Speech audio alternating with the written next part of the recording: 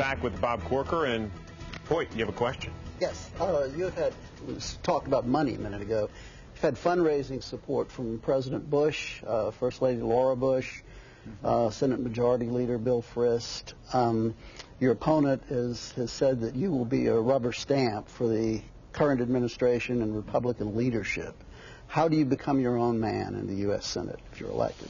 Easily. I think anybody who dealt with me as mayor or commissioner of finance knows I'm a very blunt-speaking, independent person who just wakes up trying to do the right thing each day. I think one of the things people lose perspective of, and I know it's popular to say, to try to tie someone, if you will, to the president right now if you're on the opposing side, but, you know, this is a 6-year seat. Only 2 years of it will be under President Bush, and somebody else will obviously be president after that. Number two, I've said clearly when President Bush has come into the state, there are things that I agree with him on. There are things I disagree with him on. I've said that as he's coming into the state, actually as he's been almost in the president. So I'm not at all afraid to step out and say exactly what I think and do exactly what I think. As a matter of fact, I think I've shown a lot more leadership, looking out in advance, solving problems than my opponent. My opponent, by the way, has voted 88% of the time like Hillary Clinton and Ted Kennedy, so you don't see any independence there that I can tell. You sound like a campaign ad at times. Yeah, thank you. Well, we got to stick to message here, you know. So, what would you say has been your biggest mistake? Gosh, I don't know. I don't know what I could say.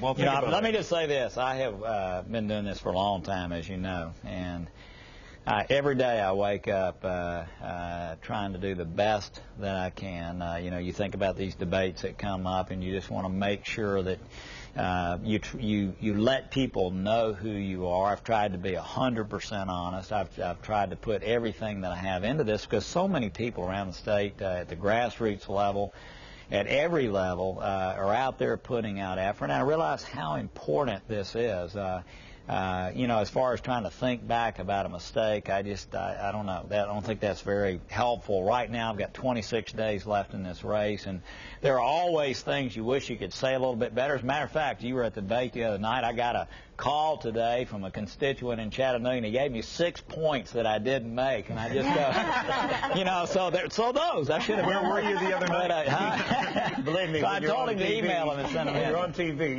You're going to get complaints. Let's talk about Iraq.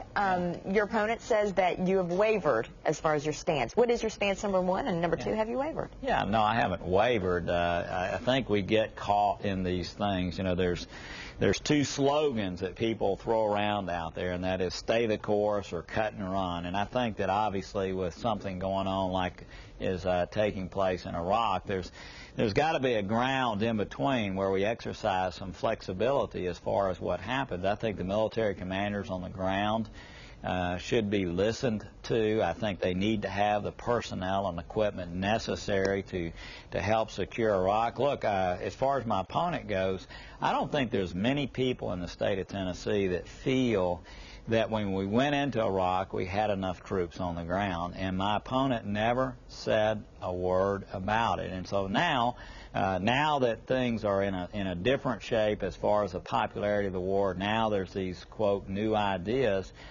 Look, here's what I think we need to do. I think we need to really focus on disarming the militias. If you think about what's going on in Iraq, it's like each of the political leaders has their own militia.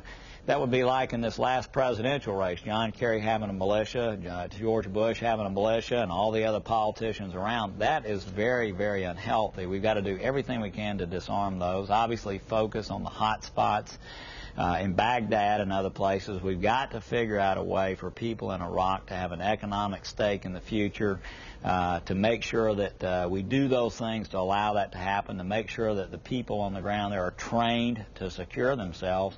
And like every American, like every Tennessean, I'm concerned about our men and women there on the ground. I want them to come home as soon as possible. But I do believe, and this is getting back to the point you were making earlier, I do believe that we need to stay in Iraq long enough for the people of Iraq to secure themselves.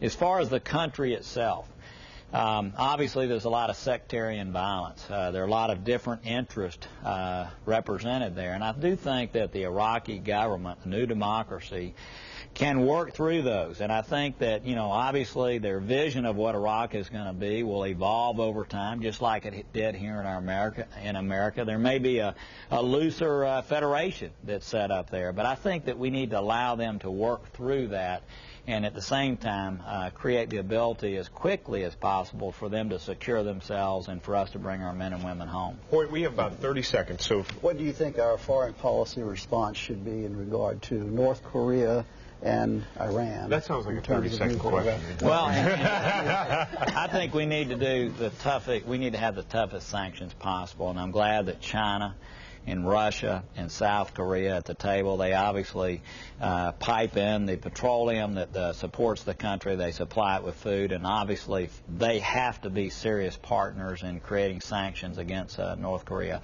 He is a scary leader. Him having the ability to send nuclear armaments intercontinentally would be a destabilizing factor in the world, and we need to make sure that that doesn't happen. Mr. Corker, thanks for joining us. Thank you. We appreciate you taking time out of the campaign trail to do that. I'm thrilled to be here. And after the break, Congressman Harold Ford will join us.